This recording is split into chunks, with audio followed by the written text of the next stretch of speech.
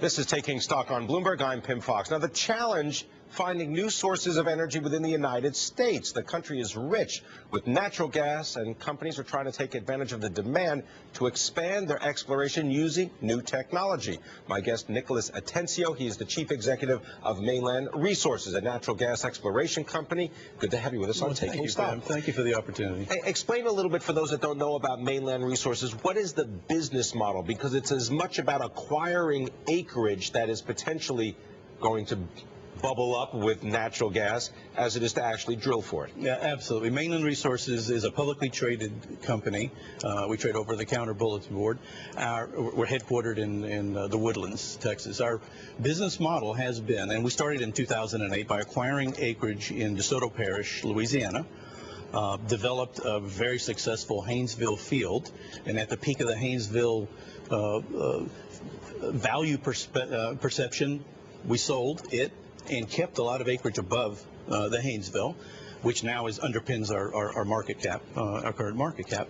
We took that learning curve into Mississippi. We moved our perspective. We moved our business into Mississippi, and we've captured about 18,000 acres ahead of the curve in Mississippi. Now, when you talk about ahead of the curve, and we were just talking during the break about how price.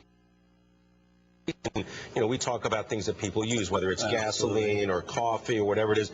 But talk a little bit about the increase in price of the acreage if you wanted to get into natural gas shale plays right now. If it's a play that people are actually going in and drilling, we've seen this in the Marcellus, we've seen this in the Haynesville, particularly in the DeSoto area where we were in. We got in early. And that's part of keeping your cost basis down, and that's where we can work in this environment profitably, and in the ranges that we see the EIA for forecasting over the next number of years. You get in early, you get in at fair prices. As soon as what's a fair price, for example? And it differs. It differs between different areas, but sure. we're looking, specifically in our case, in below 2,000 per acre. Sometimes you're 3,000 to 2,000.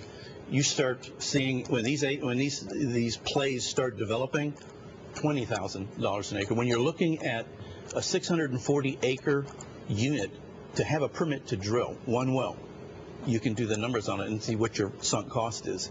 For us, we got in early. So it's a tenfold, typically sometimes a tenfold increase. It could be up to that. And is this activity being fueled by demand in terms of the sort of either consumer? We were just talking earlier with Frank Mitch of BB&T Capital talking about the chemical industry, the demand from industry. Why would these drillers continue to do this if we're talking about natural gas that's, under $5 per million BTU? We seem to be awash in natural gas. So you recall a lot with the timing. A lot of this was when natural gas was at $6 to $7 an MMBTU. Maybe the economics, and I can't speak to other companies' economics, maybe their economics made sense at $6, $7, and $8 per MMBTU. We can work in that environment over to $5. That's when we get ahead of the curve. We have low sunk costs. We have the asset that we can work in that environment. We switch that to Mississippi, and we learn from our past. We pick up a lot more acreage here. We have a really exciting play in Mississippi, about 18,000 acres. It's a test to 22,000 feet. And I need to put that in context because we're drilling now at about 21,700 feet, and it will be probably one of the top 10 deepest wells drilled in the United States. And this takes a while to drill. I mean, this is something, 2-3 years ago, right? Of course, we did our due diligence as far as the technical due diligence, understanding this is the right geologic environment. But no, we started drilling in June.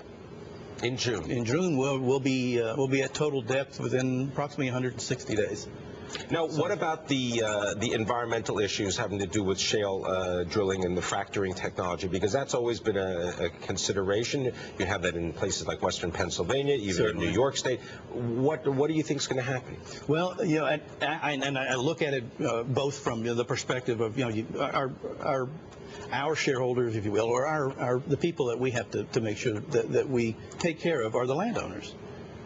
You can't get your landowners mad at you, so why are you going to do something that doesn't make sense? But I mean, from a technical perspective, you frack because the formations are tight. The formations are tight because they're deep. So, you're fracking at a deep depth, and if you do it right, the technology is there to do it right. And I can't speak to, operations practices from other companies or how other people do their fracking. If we're going to frack at 20,000 feet, water tables are at 300 to 800 feet. You can't get a frack up that high. You do it right. You use the right technology, and you do your homework.